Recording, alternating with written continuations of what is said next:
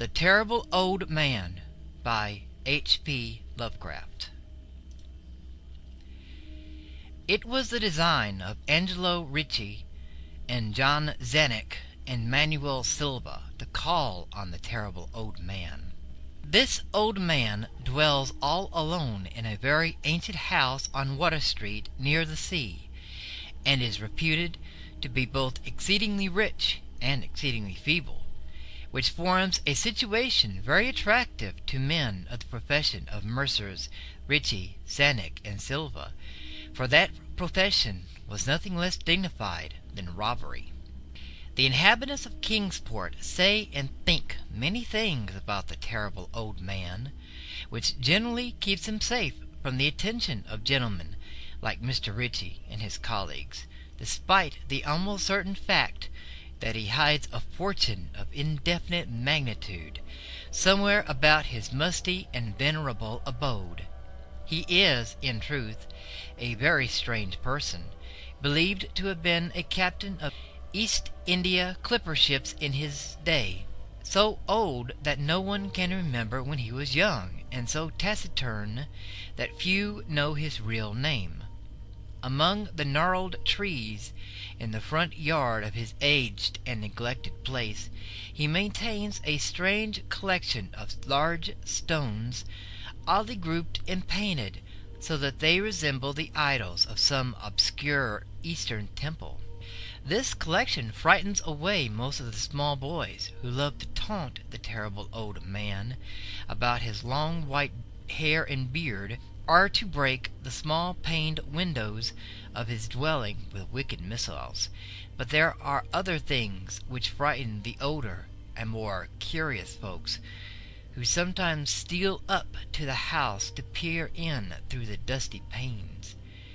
These folks say that on a table in a bare room on the ground floor are many peculiar bottles, in each a small piece of lead suspended pendulum-wise from a string, and they say that the terrible old man talks to these bottles, addressing them by such names as Jack, Scarface, Long Tom, Spanish Joe, Peters, and Mate Ellis, and that whenever he speaks to a bottle, the little lead pendulum within makes certain definite vibrations as if in answer.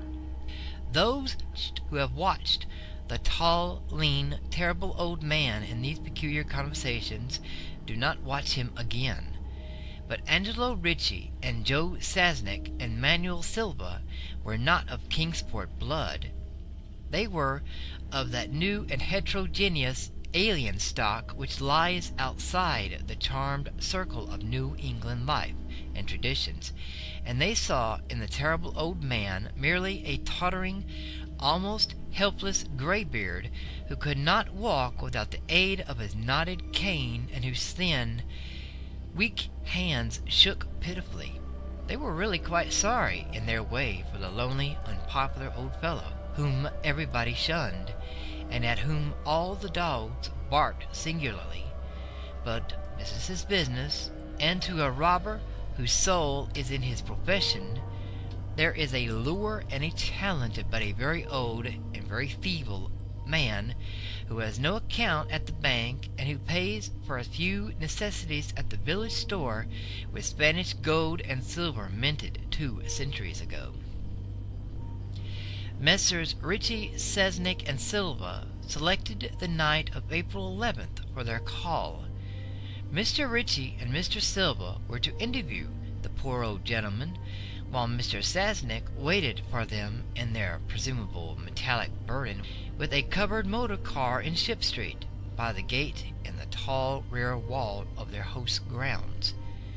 Desire to avoid needless explanations in case of unexpected police intrusions prompted these plans for a quiet and unostentatious departure. As prearranged, the 3 adventurers started out separately in order to prevent any evil-minded suspicions afterwards.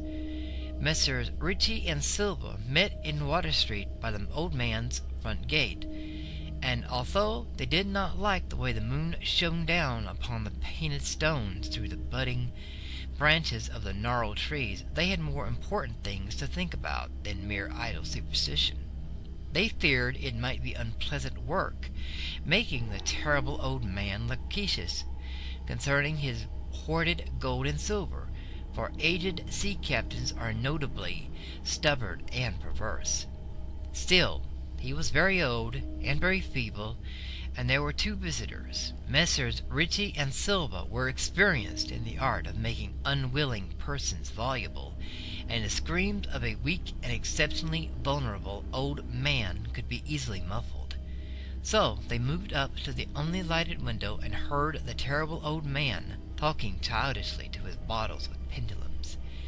Then they donned a mask and nodded politely at the weather-stained oaken door. Waiting seemed very long to Mr. Sasnick, as he fidgeted restlessly in the covered motor car by the terrible old man's back gate in Ship Street. He was more than ordinarily tender-hearted, and he did not like the hideous screams that he had heard in the ancient house just after the hour appointed for the deed. Had he not told his colleagues to be as gentle as possible with the pathetic old sea captain?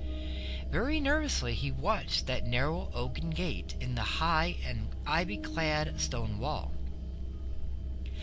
Frequently he consulted his watch and wondered at the delay. Had the old man died before revealing where his treasure was hidden, and had a thorough search become necessary? Mr. Sasnick did not like to wait so long in the dark in such a place.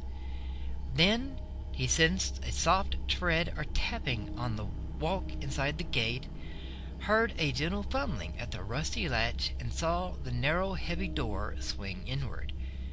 And in the pallid glow of the single dim street light, he strained his eyes to see what his colleagues had brought out of that sinister house which loomed so close behind.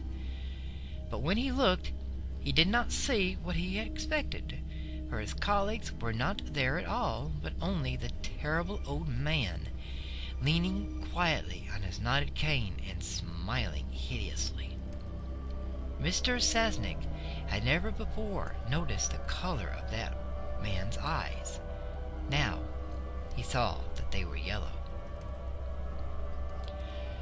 Little things make considerable excitement in little towns, which is the reason that Kingsport people talked all that spring and summer about the three unidentifiable bodies, horribly slashed as with many cutlasses, and horribly mangled as by the tread of many cruel boat heels, which the tide washed in, and some people even spoke of things as trivial as the deserted motor car found in Ship Street, or of certain especially inhuman cries, probably of a stray animal, a migratory bird, heard in the night by wakeful citizens.